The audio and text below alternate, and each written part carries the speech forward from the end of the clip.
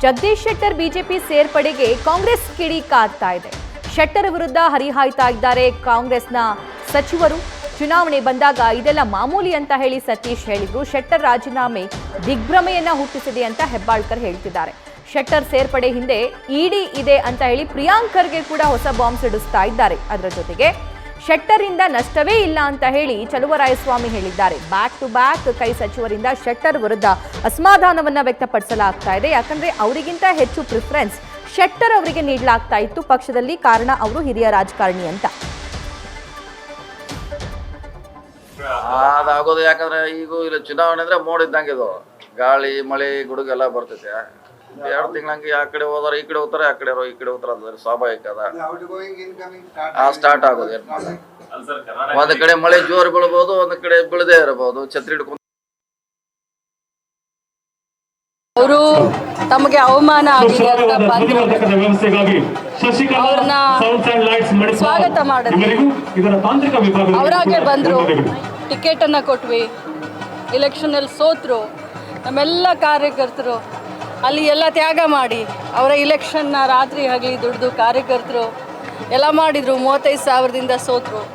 ಸೋತಾದ್ಮೇಲೂ ಕೂಡ ಒಬ್ಬ ಮಾಜಿ ಮುಖ್ಯಮಂತ್ರಿಗಳು ಅವ್ರಿಗೆ ತೊಂದರೆ ಆಗಬಾರ್ದು, ಅವ್ರಿಗೆ ಎಲ್ಲ ರೀತಿಯಿಂದ ಅನುಕೂಲ ಮರ್ಯಾದೆ ಸಿಗಬೇಕು ನಮ್ಮ ಪಕ್ಷದಲ್ಲಿ ಅಂತ ಹೇಳಿ ಅವರನ್ನು ಮತ್ತೆ MLC ಮಾಡಿದ್ವಿ. ಯಾವುದೇ ರೀತಿಯಾದಂಥ ತೊಂದರೆ ಏನೂ ಇರಲಿಲ್ಲ. ನೋಡಿ,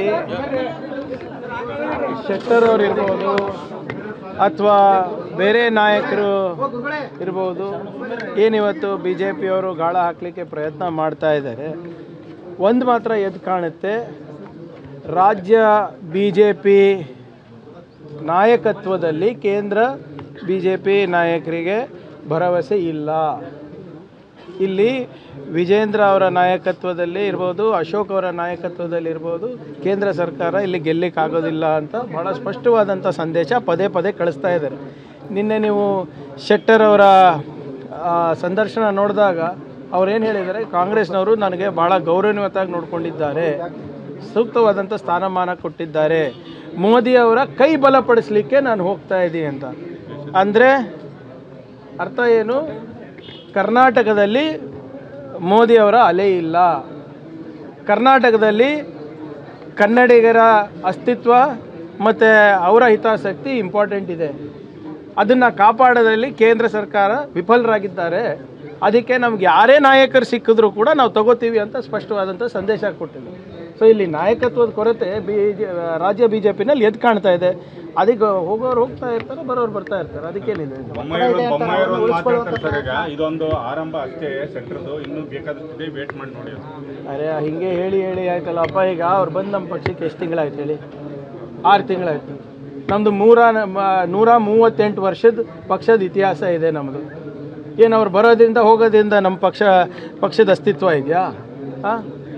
6 ತಿಂಗಳಲ್ಲಿ ನಮ್ಮದು 138 ವರ್ಷದ ತಪಸ್ಸೆಲ್ಲ ಹೋಗೋಕ್ಕಾಗತ್ತಾ? ಸುಮ್ಮನೆ ಏನೋ ನಾವು ಒಳ್ಳೆ ವ್ಯಕ್ತಿ ಇದ್ದಾರೆ, ಅವರ ಸಮಾಜದಲ್ಲಿ ಒಂದು ಮುಖಂಡತ್ವ ಇತ್ತು ಅಂತ ನಾವು ಕರ್ಕೊಂಡಿದ್ವಿ. ಸೋತರು ಅಂದ್ರೂ ಅವರಿಗೆ ನಾವು ಟಿಕೆಟನ್ನು ಕೊಟ್ಟು ಗೌರವವನ್ನು ಕೊಟ್ಟು ಅವ್ರು ತಿರಸ್ಕಾರ ಮಾಡಿದ್ರೆ ನಾವೇನು ಮಾಡೋಕ್ಕಾಗುತ್ತೆ? ನಾವಂತೂ ಚೆನ್ನಾಗಿ ನೋಡ್ಕೊಂಡಿದ್ವಲ್ಲ. ಆದರೆ ನಿಮ್ಗೆ ನೆನಪಿರಲಿ, ಅವರಿಗೆ ಟಿಕೆಟನ್ನು ಡಿನೈ ಮಾಡಿದಾಗ, ಕೊಡಲಾರ್ದಾಗ ಅವ್ರೇನು ಹೇಳಿದ್ರು, ಇದು ಇಡೀ ಸಮಾಜಕ್ಕೆ ಮಾಡಿದಂಥ ಅನ್ಯಾಯ ಅಂತ ಅವರೇ ತಾನೇ ಹೇಳಿದ್ದು. ಇವಾಗಿಲ್ವಾ ಅನ್ಯಾಯ?